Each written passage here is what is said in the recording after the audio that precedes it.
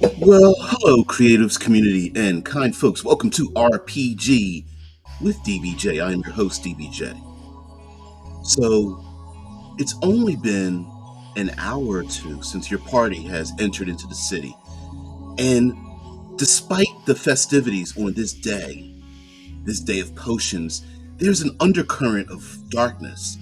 You see individuals drinking, carousing, but you understand that behind them are these deep in the eyes of each individual you past there's something insidious. They're consuming concoctions and elixirs. They're taking tinctures and maybe even injectables, powders, covering their skin in salves and other things, looking for something to improve their lives. The great lie that you know a free lunch is truly free. So on this day of potions, let's find out what this really means, what the darkness really is. All right, but we need an intro first. So let's wait.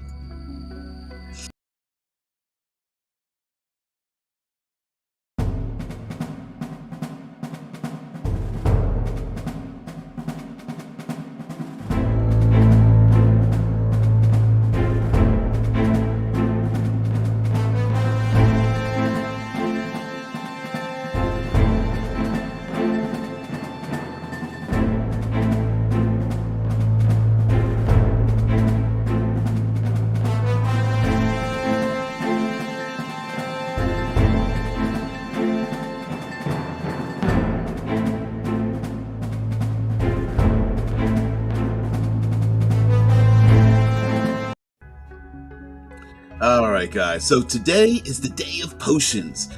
You know the rules. This day of can be presumed in any way you want. Whether is today a specific day on a calendar, or is today just happen to be the day the PCs arrive in this corner of your world. But we like to take a prompt and center it around this so that you can overlay this in your game in any way. And the one of the very first comments here, Vince says, potions, right? Like, um, you know, what about some potions can only be brewed on this specific day? Maybe this is maybe all these weird concoctions and alchemical formulae are they're being prepped so that when this day comes about, this is the day that they can really do things that normally break the boundaries of the world physics you have. You know, the to today we have the idea of the philosopher's stone, right, where you can change lead to gold, and of course in our reality we can't do that. But maybe on this particular day that the wish can come true.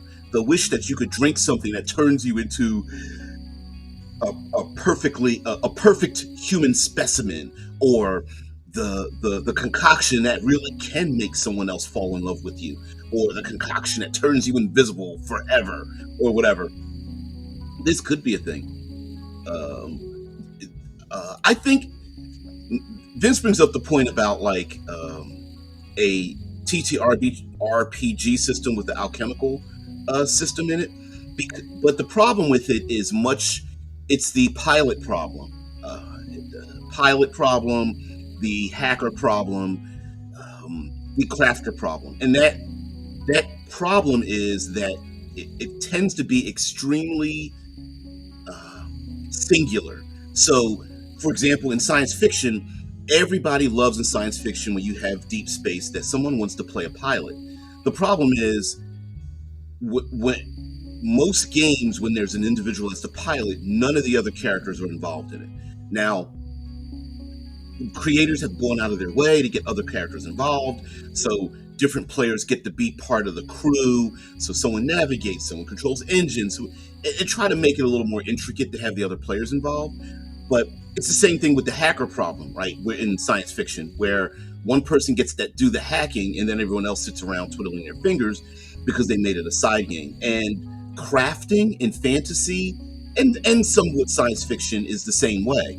it's like, oh great, my character gets to create things and everyone else gets to sit back, and either it's boring because it's done away from the table and that character and player just goes away and makes something and comes back, or it's done during play, everyone gets to sit back. And very difficult to find, to thread that needle of interaction and fun and dynamism without like making it straight up like make die rolls, or that character just gets to be cool and everyone else gets to sit back and not have their thing. So I think that's the issue of it. He's like, yeah, I used to go to a live action role play sort of thing with foam padded swords. We beat each other up and made a potion of heroism using super sugar ready Kool-Aid and about 500 grams of caffeine. Yeah, there was Dagger here. It's here in Columbus, or used to be. Oh man, yeah, Vince. I think weirdly again, the most interesting but also unnecessarily complicated system I know is from Old Dark Eye, where you actually have to gather very specific components for each potion. Now, see, I think that part of it becomes interesting, where you have to collect the components, the a tear from a sympathetic devil or something, right? The blood of something, a scale, a scale given to you freely from a ancient dragon, or little things like that. That part becomes the fun part, where you can kind of circumvent the crafting, because it's like, well, you kind of went on like 3 missions to get the stuff. I think you can get the thing done. Yeah, very hard to find like snowfall on a specific day or tears of a dragon. Yep. Yeah, that's the fun part. That's the way you can go, you know what? You want to craft these potions, fine. You go out and get the stuff, and then maybe bring it back, and you have to barter and trade and do heists and things like that. TA says you should show the Philosopher's Stone as some sort of quartz with veins in it that gets hooked up to something resembling Tesla's Wardenclyffe Tower. I was thinking you'd make it more like a heart, like a beating heart or something. Yeah, when it's hit by lightning, a giant series of levers or knife switches that determine what the thing you placed in it gets changed into. Ooh. Yeah, I didn't want to make this specifically a potion you drink. I think just having weird alchemical concoctions and then having to like change them and shift them around a little bit, I think this kind of cool, because you could have like tinctures are just basically just a drop under the tongue. Like I said, you could have powders that you place on the skin, or inhalants, injectables and things like that. Vince says, I think whenever you make some subsystems, you should always think about what the other characters do while it is used. So either make it so everyone can participate, or make it fast and easy. I definitely agree with that. That's why I think many times when it comes to like, let's go to the hacking problem, right? Where it used to be the subsystem was, well, let's make hacking as close to what real hacking is like. And then everyone realized, just make it. Everyone gets a skill check in the game, give that person a skill check. It just so happens that you are flavoring it in a different way. So instead of the strong person breaking the door down and going, I'm going to make a strength check to break the door, you're going, I'm making a hacking check to open the door, right? Things like that. Just like the piloting problem. It was like, oh, how do we fix the piloting problem? Okay, well, we have to have one person on sensors, and one person on navigation, and one person on engines, and one person on the weaponry, and one person, and then spread it around. I think that's why like mounted combat is often underutilized, as well as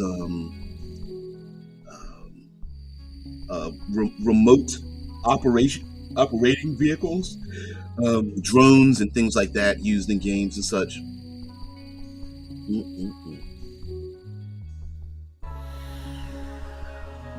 TA says, I remember when I was quite young, I noticed that gold was often found in quartz veins and had both copper on top and lead under it as a layered metal, fused veins and wires of metal.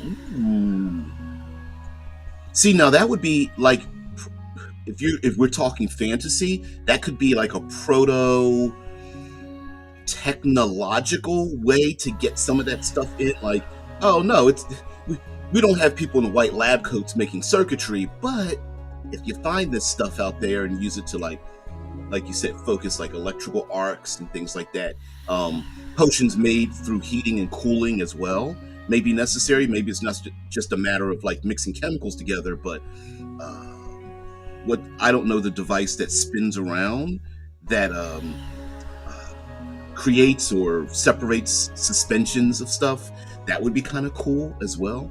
Um, yeah, and of course you have to have your potion miscibility table as well. Mm-mm-mm. Vincent's, I think if done well, the component hunting can be fun and interesting. Currently, I'm writing an RPG where the players know nothing to start with, basically normal characters that go to another world. So finding new components means you have to find out what they do first, and they could be very weird. The OSR really embraced that idea. The OSR was very much like you are what you have rather than you are what your capabilities are, your class is. So a fighter in the OSR basically didn't really do much. Most class abilities, as you gain levels, you really didn't get much. But as you gathered components and magic items and things, they allowed your character to have certain capabilities that you normally didn't have. So, a cloak of the bat allowed you to fly like a bat or something and hide. Elven boots let you move silently, whether you were a rogue or a thief or not. And the idea of collecting things in an unknown world and reframing them so that you basically it's like you're not a character class, but if you have these potions, you can become like any character class you want. I think that's a very OSR type of thing where a character's got 3 potions. One lets them turn invisible, one potion lets them shrink in size, and another potion lets them read minds during its temporary effects or something, right? And it's kind of like I don't want to say cheat code, but like in video games where you gather certain things, items, not just weapons, but like certain keys to allow you to get to different levels. This may be the thing. Like, I've been carrying around this potion of water breathing, but I never needed to use it. But now I'm going to drink it and dive deep into the sewer underneath the castle, and that lets me cheat the world, right? And to get me to do a thing, and the resource is the potion that you have about you. Yeah, TA's hitting us with his intelligence. Mm-mm-mm. Talking about the Philosopher's Stone. Wow, my brain just went. On this day of potions, it's possible that one easy and kind of cool MacGuffin would be like TA's bringing up like quartz, or like there's a component on the day of potions that if it's missing, everybody needs it on this day. Like, you know what? I tried to make a potion of invisibility. It just never works, except I know on a day of potions, it will work, and I need the MacGuffin, the thing. Like maybe there are very intelligent people like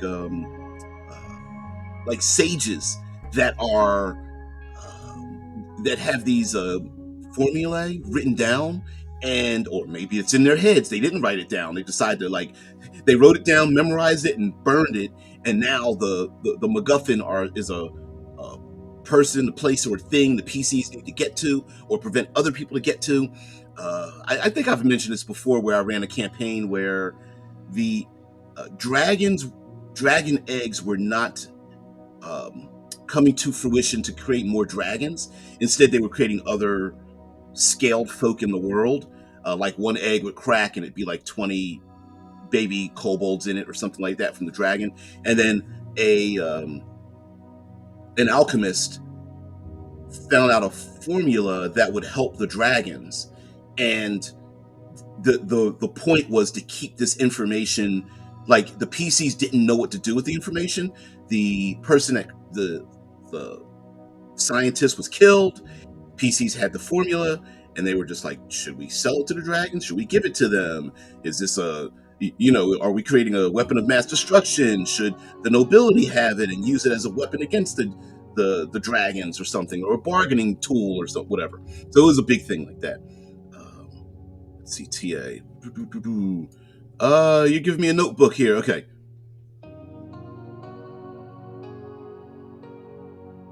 With the Tesla power transmission tower, the Warden Cliff part of building one of these in the game could be requiring dowsing and such to find where not only an aquifer or telluric currents in the earth are present, to build it on or something, and then dig in and place, say, a particular animal egg, like a dragon egg, deep in the water table to allow it to work or something. And when the dragon egg hatches, then it stops working, and you have to quest to get another dragon egg to make it work again. Uh, and also could be necessary to build and set up such a system to make some of the quested materials active to then produce your potion. So the potion is picked up off that power from the tower. So I like the idea of like, I mean, essentially what you're doing is taking like the person, place the thing, like maybe the potion. These potions can only be created in a specific location, and that specific location requires tapping into power, like a ley line, like you said, an aquifer,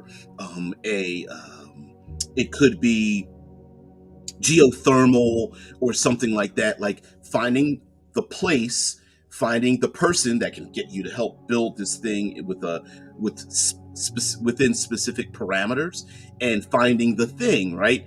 A dragon's egg, a particular mineral, powder and stuff, and mixing and matching that kind of stuff. I think it would be kind of cool. I mean, I understand that today it's very much like, what are my character's capabilities? But I think it would be kind of cool to be like, you know what, you really don't have any capabilities until you get the ones that you get, right?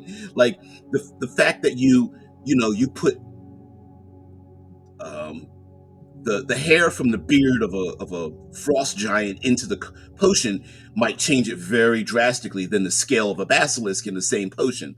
You know what I mean?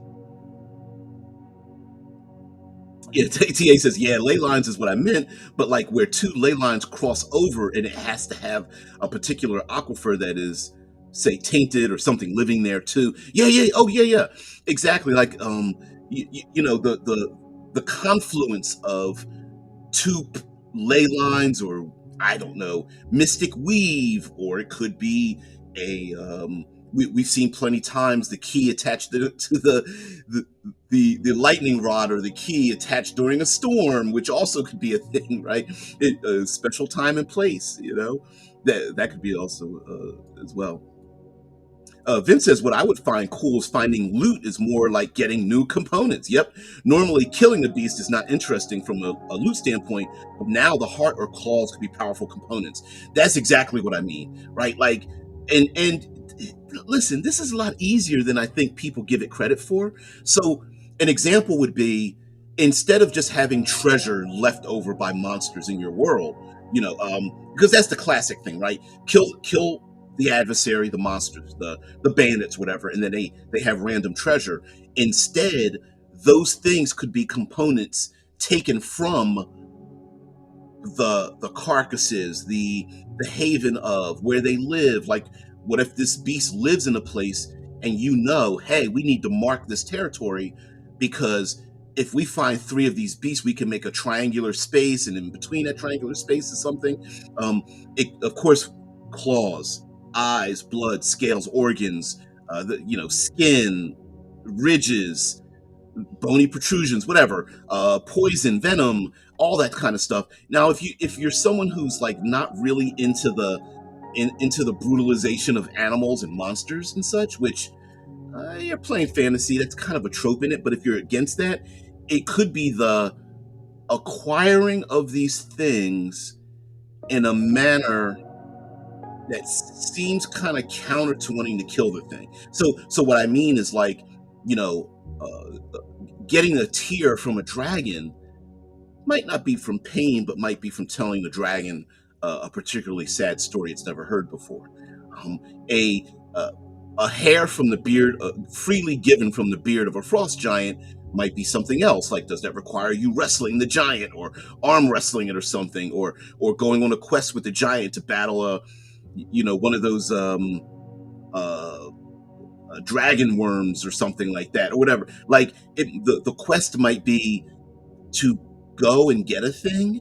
Um, Heck, I've got a deer antler in a back room that I just found in the woods because the deer, scraped it off and whatever. And it may be something like that. It could be the cast off of, skin of lizard folk because, every season or something, they like snakes, they scrape their skin off, and finding that skin might be pretty important, especially if the lizard folk keep their skin and it's like I don't know, it's a coming of age thing where they take the skin and they burn it or bury it or whatever. I don't know, turn it into something, and it's like, no, we want to be part of the ceremony, and one of the PCs wants to sneak some kid's skin off or whatever. I don't know. But yeah, TA says it could create quite a long quest to set up this master system for an alchemist wizard to gain that next level and be something, and it could be something that could lead them to godhood, where they each then quest again, quest against gods and such. Oh yeah, I mean this could very easily build upon itself, right? Like um, the player finds a claw from the monster, and I don't know, like displacer piece, a shadow monster. So the PC has the claw. The claw gives them the ability maybe to hide in shadows, kind of like blend in the shadows. But later on, they then give up that claw to maybe make something else that can have them create a shadow blade or whatever, right? And they pour it over the blade, and it turns it into pure shadow or something like that, draining someone's life, whatever. Vince says in Zelda Tears of the Kingdom, for example, monster components are used when combined with insects to create potions, and stronger monsters increase the time it lasts or make the effect more powerful. Yes, absolutely. I mean, what if there are ways to make potions last, instead of 10 minutes, it's like 10 hours or 10 days or 10 weeks, 10 years, right? Mixing and matching, the PC that's like, I've got 3 potions of invisibility. I sure would like not having to drink this all the time, but maybe they give up one of those because there's a formula in the potion that allows it to allow you to turn your skin to stone and you still move or something like that. Yeah. Tia says all this knowledge could also be something the person would have to quest for too. Just to know any of these things before they can even begin the physical construction before, right? So this brings up a point about the OSR, because I'm kind of an NSR person. This new system rules era, which is like old school thinking with new rules, and the idea of like the quest is the point of going out and exploring and gathering things together. And then also this might require all that gold that seems to be given out in classic fantasy and D20. What do you do with it? Well, in OSR, it wasn't just experience points for theft and such. The experience point that you got from that gold was the reason for spending the gold. So it was making a castle, making a wizard's tower, making an alchemical lab in this instance, making a church or religious institution. And so that gold would be like, hey, listen, I'm bringing back all these components, and I need to pay people to trust them to make, like the tower is over the aquifer that's in at the ley line to do the thing, and we'll be back with more components to create more of these things. And that might be a way for it's a value sink, a resource sink, but a good one, right? Yeah. Vince says, and bones and claws can be fused to weapons to increase his power. Yep, weapons don't last forever, but the boost can be very dramatic with rare bones and claws. Oh, I would definitely go for that. Different types of damage capabilities, right? Like this weapon causes continued bleeding. This weapon, when sliced against someone, causes them to drown or become electrified or shadowed, necrotic, psychic, all that kind of stuff. And it could also increase the military capabilities. The character that ends up getting the claw, and when combined with the short blade, allows them to like strike multiple times and become very, very accurate when they normally don't have the skill to be that way, because they created the thing that does the thing. Dragon egg hatchery. Yep. Yep. The dragon egg hatchery in this odd way could be something some dragons are for, while others are against it because the dragons hatched in this way have supernatural powers compared to natural ones. Yep. Yeah. Hell yeah. Mm-mm-mm. Yep. Yeah. Getting the ability to create monster items would be super fun. Yeah. Or hell, even you know, we're talking very supernatural here. Who's to say you can't have a potion of, I don't know, like you pour the potion and you have a reliable monster just happens to be on your side. If a little temporary, but I pour the potion out. It makes a giant cobra or something. I pour the potion on the ground and a three warriors, faceless warriors are there or something like that. Like, I mean, you can get really bizarre. Um, but remember, on this day, ow, yeah, yeah, eyes, tongue, horns. Yep. Using all of buffalo would be interesting with monsters. Using the fat, yeah, fat to make magic candles, the intestines for liquid containers, the bones and claws for weapons, hide for armor. Yep, yep, heck yeah. Isn't that the basic idea for the Monster Hunter franchise? Yep, sure is. Now, I wonder if here's the thing that I think is the greatest complication in all this is that the players are like, yeah, we got this is great. We get to do all this stuff and we get all these benefits.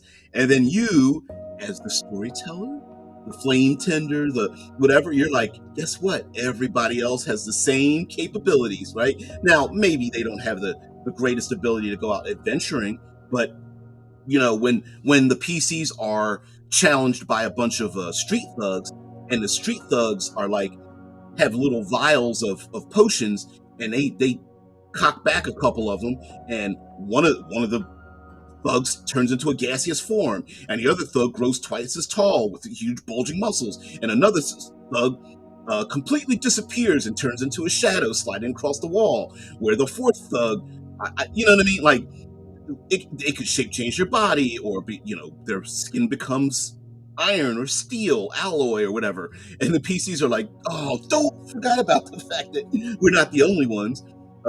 Yeah, I mean, basically a whole realm of like drug dealers or something, right? I mean, it could be that, and the addictive portion of consuming all this stuff, as well as the physiological problems, could be something as well. Like, hey, guess what? What's your con modifier? Well, you know what? If you drink more potions than that, we're going to have a table we're going to roll on, because, and it might not be miscability. It may be, or it might be still in your system. Let's see. You drank a healing potion, a invisibility potion, and a heroism potion. Well, you hit your limit. You drink one more, and let's go to the table and see if you explode, or turn into ooze, or melt away, or pass out, or lose all your memory, or grow a third arm off out of your back or something like that. One of your eyes becomes lizard-like or whatever. Does it mean, well, today we have to prepare to set off magic smoke potions to magically kill off fleas that apparently were brought in from someone else's home, and there are a bunch of cats living. Oh no, that sounds like real life. Hey, squad, is this how about forcing others to drink a potion? Yeah, like a potion to make them fall in love with you. What methods work best to get them to drink it? Yep, exactly. I mean, that's the classic. That's the love potion number 9. There's a very funny old movie, because in the movie there's actually a love potion the whole time. They drink love potion number 8, and it's being passed around, and hilarity ensues. But what if there are potions to potions of truth, saying that force people to tell the truth, or to give away their secrets, or to make them fall in love with you and become not just love but devoted to you blindly. There are potions that, hey, there's potions that knock people out. We see this in spy movies all the time. The potion goes into the cloth goes over mouth, person passes out. In real life we see that, roofies in people's drinks to knock them out, and to take advantage of them. Um, the the the entire addictive black market drug industry is dedicated to that. The opioid addiction and the issues with that, and trying, drug companies using having benefited from the opioid addiction problems. I live in Ohio. We're like the king of opioids and heroin and meth and stuff like that. I mean, that could be a thing in the world. Like that would be a very interesting conundrum for the players. Like we need to use this to enhance our abilities while at the same time trying to shut it down. Or, there's a lot of people in authority that would be like, listen, we understand all this helps you out and helps us out too with our guardians and people out there protecting our society, but we can't let our enemies get this. We need to get those plans back, or keep someone kidnaps a very intelligent sage or apothecary or something, and the PCs need to get that person back. Yeah, TA says, "Oh man, a whole new level of roofing someone by slipping it in their drink at a bar." Yeah, yeah, yeah. Oh man, could you imagine, like, the tradition is everyone takes a drink, but you're never sure if somebody slipped something in there. Magic potion roofing. Yep. Heck, you could even slip someone a potion that benefits that person, and then that person, is like, I didn't know I was doing that. They drink, and all of a sudden, like, I don't know, their skin gets scaly, or they turn into a cloud of smoke or something. They're like, what the heck happened? And then and the guards in the town are like, ha, we knew you were, one of the dealers. Come back here. And they, like, they're trying to stuff his body into a sack or something like that, because he's just like turned to ooze or something, or his bones turned rubbery or whatever. And he's like, stop it, I didn't do anything. Yeah. Oh yeah. Yeah. I think it would be sweet. That would be fun too. And very heist like. Very heist like as well, especially if what a great way to defeat a more powerful enemy that's drunk a potion, by making them drink another potion, and then causing the potion miscability table to come into effect against your enemy, because you tackled them and wrestled them and made them, chopped them in the throat and then made them gurgle one down, waterboarding with potions or something, uh, whatever. Worse still, someone roofies someone with a love potion that the maker rolled a nat one. Ooh, a nat one, and it makes the drinker instead hate them and immediately try to attack and kill them with no idea why. Yeah, we didn't. We're making the assumption that if players get the potions, that somehow they're perfectly made. Like, PCs tend to walk around with a lot of healing potions, but I mean, is there really like a a government body that makes sure, that goes by and tastes all the healing potions that come off the assembly line? Like, that one's not quite right. Send it back. No, there's no quality control, unless you know the person that did it, right?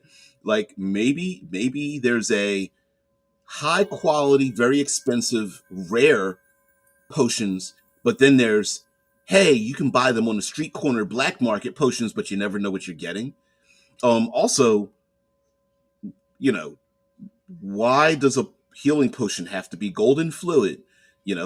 We all release golden fluid into the toilet. Maybe it's that, right? It's pink and tastes good, but of course the poison is always like, got the skull and crossbones, and it gurgling. It's green or it's black or something, but no one says it has to look like that. Vince says, I had an idea for my RPG um, where there are mysterious pink berry bushes near humanoid settlements, which can be used for healing potions. But if you eat enough of them, you gain another form, like turn pink, and your poo actually grows new berry bushes. But you get several benefits by keeping on eating the berries. Yeah, hell yeah! All right, good berry side effects. Side note: this is a very real thing. There used to be a homeless encampment on the Scioto River here in Columbus, Ohio. And the people lived there because there were lots of fruits and veggies that would naturally grow on the border of the river. And it was because, as people ate things that had seeds in it, the human body would not, um, the acid in the human body would not digest the seeds; it would come out in waste, and that waste would then end up going into the water system, and those seeds combined with the rich soil on the side of the river would make the vegetables grow, and then that's where the homeless people were at. So it sounds nasty, although it's really just life. but yes, there may be a situation where it's like where people are using things that like it's the oh, what's the very expensive coffee, the butt weasel coffee or something, where the tree weasels eat the coffee beans and shit out the beans, and there's no way to artificially make them that way. Yeah. Yeah, Shice is like, yeah, how about force feeding somebody a potion via waterboarding? Yep. Yeah. Yeah. Oh, shit. Oh, man. And then, I mean, first you got to capture the person and you need the potion. And then it's like, what result do you think is going to happen out of that, right? Like, is this a good thing or not? Especially if the person's like, no, no, no, go, go, go. Ooh, this feels pretty good. Vince says in the Witcher games, each potion has an amount of toxicity, and if you drink too many at once, you basically poisoned yourself.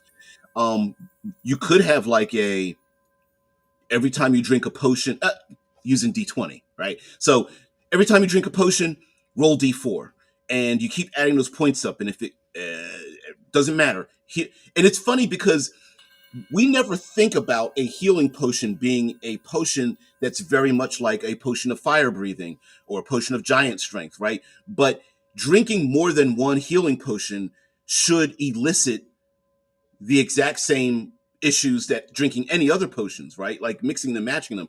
But if you keep drinking them, maybe you just keep rolling more points, and once it goes over your con score, too late, right? You keep adding the points, the toxicity level in your body. Yeah. Oh, you're right. Says TA says if you cast a spell to determine what a potion is, who says it has to be what it actually is, and not determining what the intent was of the potion maker? So you would still not know if it failed. Now that would be pretty interesting. Like you're saying, you you might only be able to find out one detail, right? Which is what was the intent, not necessarily what the effects are, but what's the intent. Could be a side effect, right? Hey, the cheaper the potion, the more additional side effects it has. Uh, Franco Vinetti says there's just not enough incentive to down potions in most games. I think I agree with you, there, Frank. In modern gaming, that's why there's such a push, this renaissance of the OSR or NSR, I guess is what it's called today, where where the reason why there's not such an incentive is because there's too much value in not doing the thing, because most of the time in a lot of games, players are very centralized. All their capabilities are in themselves, right? Hey, my character's fifth level, I get all these great abilities, rather than I'm fifth level, I don't have these great abilities. I have to go out and adventure to get those, to earn those things. Feats, special abilities, class, like for example, in back in OSR, when a wizard gained levels, you didn't automatically write down spells. You had to. There was a percentage of learning a spell, which is gave an incentive for a wizard who's very fragile to go out and find scrolls and magic books to get those, to find a fireball spell. It wasn't automatic. You would just gain one level and write fireball in your book, on your character sheet. You had to find the fireball spell and things like that. So I think it's just a matter of how game design is today, and just creating incentives, right? Like the the rules of the game should incentivize what you want to see in the game. And so if you want to play a game where, or you want to refinagle the rules and go like, hey, listen, uh, barbarian, you want to gain that extra rage ability, you're going to have to find you're going to have to down the concoction to let you get that thing. You're not just going to automatically get it by going up another level or something like that. That would be pretty interesting. Uh, I mean, now of course there would be plenty of. player characters that are like bold, fold arms, pout. I'm not playing in that game, which is fine. But yeah, the OSR, everything that your character was, what is what you had, what you carried, what you possessed, what you drank, right? Yeah. Now, mind you, there are going to be plenty of characters that are like, Day of Potions, I ain't drinking shit, right? That's a real thing too. So which is your choice, right? That's you. I love choices for players, for good or bad, right? Hey, listen, that's up to you. Um, when one PC is like, this is my eighth potion, I get to do this thing, right? Potion of jumping and springing, potion of passing through walls, potion of turning and polymorphing myself, and the other PC is like, I said no, but maybe I will. Yeah.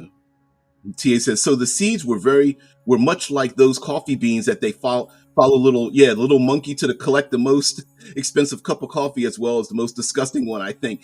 Yeah, it's Blue Mountain, something like that. Most expensive coffee from tree. Uh,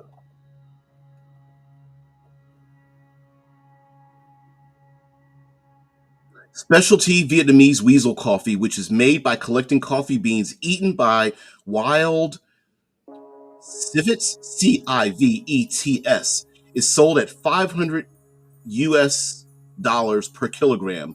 Most customers are Asian, especially those originating from Japan, China, and South Korea. Some specialty coffee shops sell cups of brewed. It's called Kopi Luwak for 35 to 80 US American dollars. It's called Kopi Luwak or Uwak. Why is weasel coffee so expensive? Why? Has a unique, wonderful flavor from a labor intensive and time consuming harvesting and production procedure. As a result, it is costly. Farmed mink coffee prices vary regularly from, and I don't know what that, 20 million to 70 million VND per kilogram. Oof, oof. Now, we could take that. We could take that and stretch that out so far, right? Like, how many monsters are what what's the dung from what's the difference of dung from a basilisk versus like a rust monster versus a displacer beast or something? Yeah, from the squad says I've heard of that a lot of people die of malnutrition by trying to subsist on berries. Um, I think that might be an issue as well in the on the Day of Potions, right? Where people, maybe there's a community of people who can subsist on that, and maybe they're not necessarily people in the classic sense, but um there could also be like oh, what's the way to put this? Um Not character traits, but like, instead of different races of people that are player character specific, on the day of series, maybe there are people who are adapted to the thing that is harmful to the players that are new to it. So someone could be a character type, a biological character type that can drink many potions, right? They don't have other abilities, or they substitute other abilities to allow them to drink multiple potions. Like, that might be a thing. We eat these berries and it affects our digestive system. Yeah, Vince brings up the point, like, yeah, having like 100 healing potions at the end of each RPG you play. Yeah, like, maybe that's not a thing. Maybe you want to tell your players, like, you know what?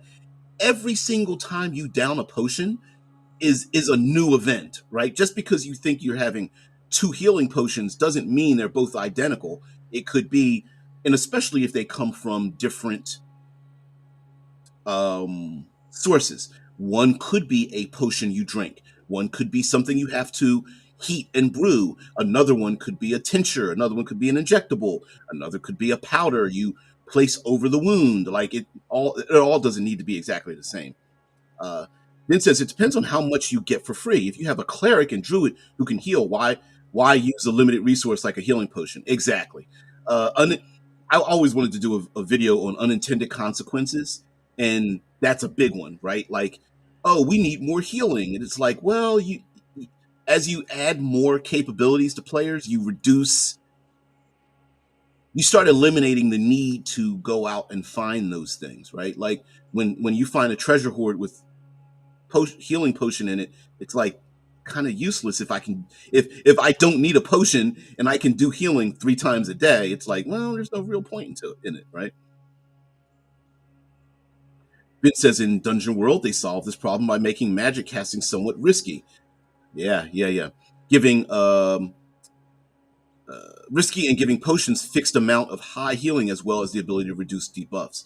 Yes, now if magic was unreliable, potions become valuable themselves. So if player capabilities were uncommon or rare, but a potion is like this thing in my hand, it's a limited resource, but I know no there aren't going to be any side effects from it. That's a good way to switch it off. Ah, Z, what's going on? Yeah, yeah, yeah, yeah. I'm back. And unfortunately, because I am absent from my channel every year or twice a year or something like that, my notifications really don't go out to you guys. So, but that's all right. Belladonna. You know what? Um, there's a lot of real world like oleander. I think if mixed is used in makeup, take away wrinkles and things, which is something else I want to bring up about potions. That potions don't need to be drunk, right? They can be salves that heal or change the body and make someone beautiful, or change their physical structure, like a doppelganger or something, or um, allow someone to, if I place this around my neck, I'll get gills so I can breathe underwater.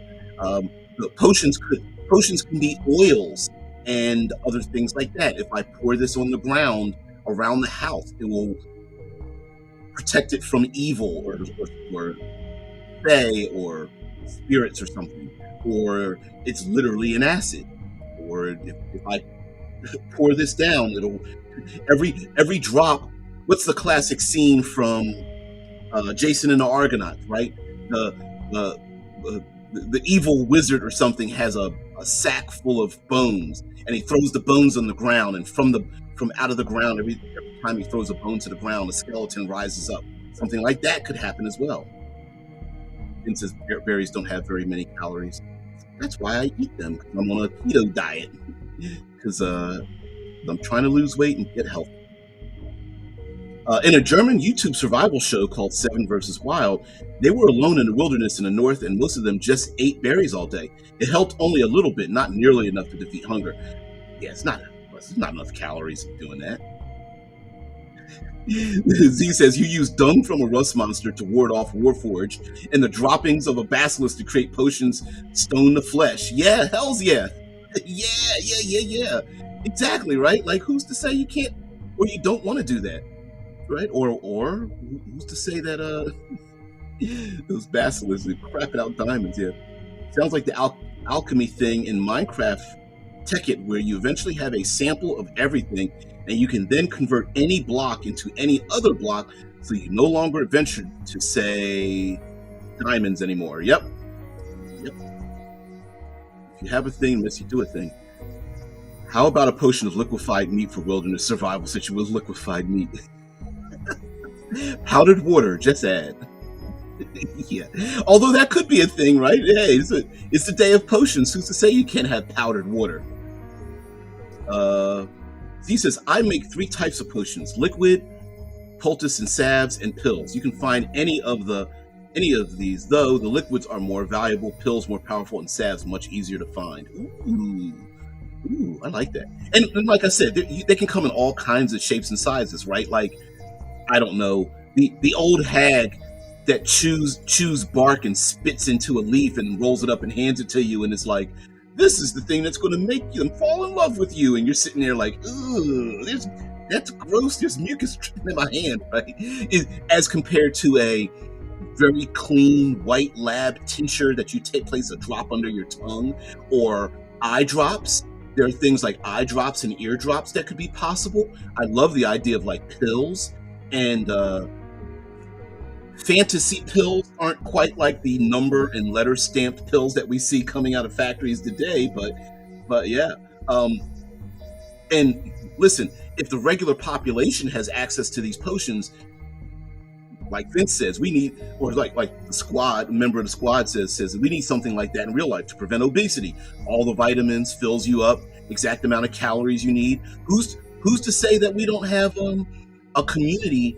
The PCs come to a community. You know me. I'm always describing the player characters coming to a town or city or something, and there's a bunch of people there that are like, there's a lot of tall, beautiful, very athletic, charismatic people here, and what they're doing is they've made a concoction that's like that have made them super people, which the Day of Paragons might have a little something to do with that. But you get the point, right? Where the player characters come to town on the Day of Potions, knowing or not knowing that the people are already, this is part of their culture. Like, and why wouldn't they be? We've seen plenty of times where we have many different cultures that before a battle or before on a special occasion or a ceremony or something, a coming of age, you consume a thing. You go on a hunt, you drink the blood, you go and that consumption could make the people different in fantasy than they would as just regular human beings. Either they become superhuman, or like, why would the city be protected by, I don't know, constructs? And you find out they're not constructs. They've devoted their lives to protect the city forever. They're just made out of stone or metal or whatever, or they're shape changers, or they purposely become lycanthropes, right? Or undead from drinking the concoctions that make them into a thing. As a matter of fact, in the White Wolf games, the original Vampire the Masquerade, there was a clan of vampires known as the Tremere, and they were only vampires because they were wizards first, who decided to drink a concoction made from the blood of vampires to make them immortal, and it backfired, turning them into vampires and cutting them off from most of their great magic. And so they were constantly trying to get their magic back, but they were also immortal, and they didn't want to lose that.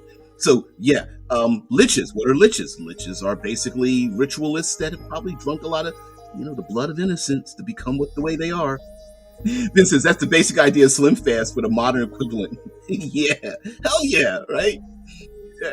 Hey, why does such a small army defeat so many of their neighboring factions with such a, they only have 10, their army is only 10% of the size. Why? Because they're drinking back a thing that's a full meal, heals them, full recovery, no exhaustion, 15 strength and dex and con for everybody.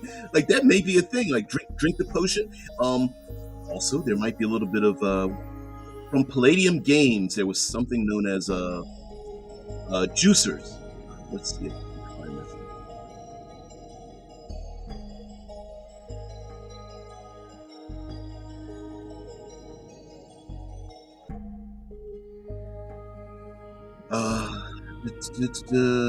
Let's get some images here. Share this down. Yeah, in Palladium Games, there was a special type of character type that was known as a juicer, and they had different types of juicers too.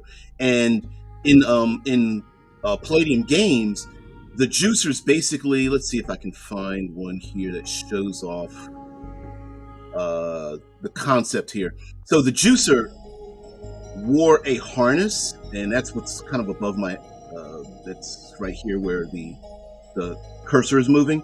And the juicer wore this harness that kind of was a combination of like injectables and nanotech and whatever. But anyway, it was an excuse that you wore underneath your armor and stuff, and you could just basically activate the juices, and it turned you into a roid raging machine. Problem was that literally in the character concept, your lifespan, you rolled, I think it was a D4+1 or D6, something like that. Anyway, you only had like a lifespan of like 1 to 5 years or something, or 1 to 7 years. It was pretty short. And they had different types of juicers. Here's one juicer that was like a tribal juicer, and then they also had let's see if there's another. There was a picture of all of them together. I remember in the book, and this was like more of like a bruiser juicer. There's another one here. Oh, here we go. There was like a pilot juicer, and they had different names. Delphi Bruiser. I can't remember. Here's another one. Like a speedster type one with the juicer uprising. I think I still have that book in the back. I don't think I sold it. There's a drive-through RPG, Juicer Uprising. But kind of cool idea. I mean, I think that would make a great character concept, even in fantasy. Ah, you guys are getting well ahead of me. Getting too far ahead of me. Okay, let's see. Shit. You guys are having some great conversation here.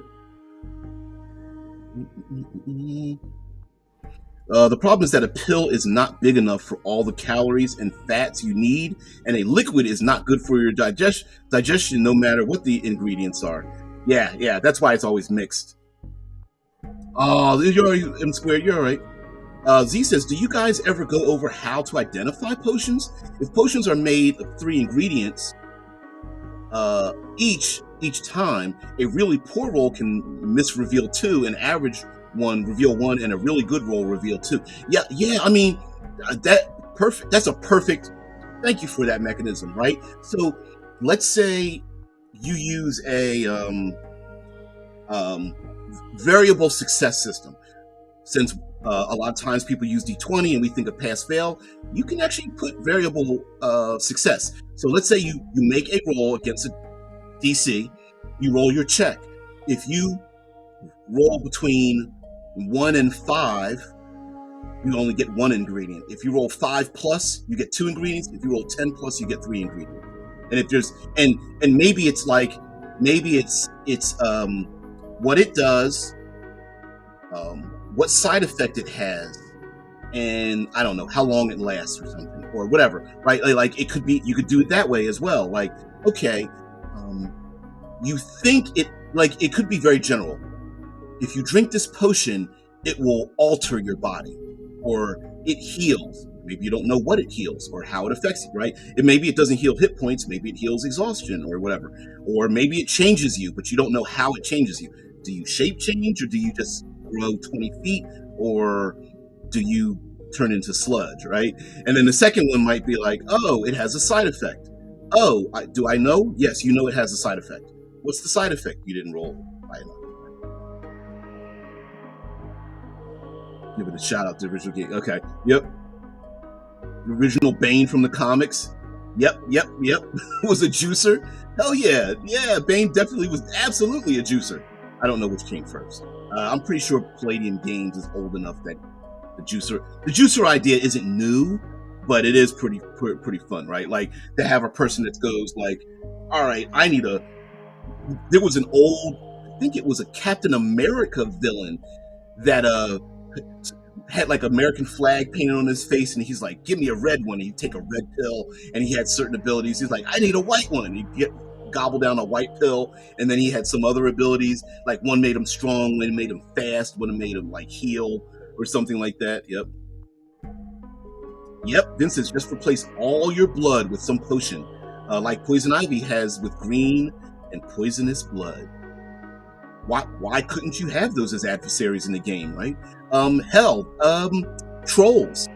We over at Critical Hit Publishing wrote an adventure for Nerdarchy about a wizard that was killed, and he was experimenting on a troll, and the troll became addicted to the potions in his lab, and there's a big fight at the end with the troll, who just starts grabbing random potions and gobbling them down, and becomes changed by drinking the potions, because in the description of trolls, they become similar to what they consume. And that would be kind of cool to find people who are here who are what they eat. Well, I guess that's kind of nasty, but yeah. Mhm. Yep, the Flash. Yeah. Move fast like the Flash, but if you stop using it, yeah. Oh, what's the movie series? The Crank movies. Yeah. Yes, good ideas are worth stealing. Hells yes. Yeah. Yep. Originality is overrated just in all the execution. Hell yeah. Oh yeah. Absolutely. Yep. You could end up with some evil potion that will end the world. So you have a group hunting to destroy it and the equipment before the day of storms happens, releasing the danger of it being made. Yep. Hell yeah. Mix and match these days of. Hell yeah. But I think a good idea is worth stealing. So anyway, we've kind of come to the end here, uh, which I love. I love it. Um, yeah, the day of potions, kind of cool. Also, I will say, yeah, just ask Shakespeare. Yeah, hell, some would even say, what is it? The art of war was kind of like put together by different other people. I mean, the concepts were created by other people, and then Sun Tzu put them together. Yeah, yep. It's all about the execution, and that's why we need to pay writers who are going through a writer strike here. That's why we need to pay writers their value because, unbeknownst to the bean counters in Hollywood, that we like things that are made with excellent execution and quality. Who knew? And when a good writer, when a good writer writes something like "What is grief but love persevering," and you're just like, "Damn, that is like that's really good," and it lasts forever. Um, yeah, yep. Well, yep. My time is up. Need to get things ready for casting some voice actors for my YouTube channel. Uh, mm, mm, mm. I will enjoy you guys later. There are two young ladies that I know. One I work with, and another one lives on my route. And I want to ask them to do some voiceover work because they have great voices. One of them, young, I don't know how to approach. She's like 14, 15 or something. And I want to ask her dad because she's got like a smoky voice. I just want to do some intro, outro stuff for my channel. And she's got a great speaking voice. And I think it'd just be very weird for this old man to be like, "Can I talk to your daughter?" Like, no, nothing. Like, I would talk to the dad, but you know what I mean. It just sounds really weird. But I'm like, I think she'd be great at something like that. Shakespeare was known for not creating anything new, but he was so much better at executing ideas that he's the one remembered for the ideas. Yep, and the original person is all but forgotten. Exactly. Yep, absolutely. Yeah, absolutely. These things. Yeah, I mean, pulp action has been around forever. Did anybody remember The Shadow and the Man of Bronze and um, the Phantom and Indiana Jones and the Rocketeer? Just all that stuff. Star Wars is just space wizardry, right? I mean, yep, yep. Yep, absolutely. Ideas are very cheap. It's the executing them, and it's very difficult. That's why. Listen, all of you, before we get out of here, how many of you as kids, I mean, I'm talking like preteens, had an idea, and later in life, you said, "Boy, if I had been able to get that idea done, I'd be rich because somebody else created it." I'm just saying. I'm just saying, I had the idea of having Jello molds of for like brains and skulls and stuff like that for Halloween, and it exists. Making like putting gummy worms and Jello into a brain mold. I had that idea. Damn it. Yep. Good execution makes even bad ideas at least decent, but a good idea with bad execution is just bad. That's Don't make fun of my my impossible scenario TV addiction where there's a great the elevator pitch for the TV show is like, "Yeah, I love that idea," and then the execution is just horrible, horrible. Yep, DBJ says yes. It was Google Glass. Yep, Yep. Then 3 months later, Google Glass came out. Yeah. Yeah. Yeah. Yeah. Mm-mm. I do comic dubs on New York YouTube channel. Um, were you able to put the link in? Let me see. Because you're trying to promote something here. Mm-mm.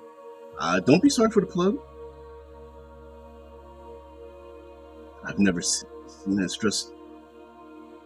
stress sheets from Red Dwarf TV show. Basically, bubble wrap sheets with stencilized tension sheet on them to pop to relieve tension or stress. Seriously?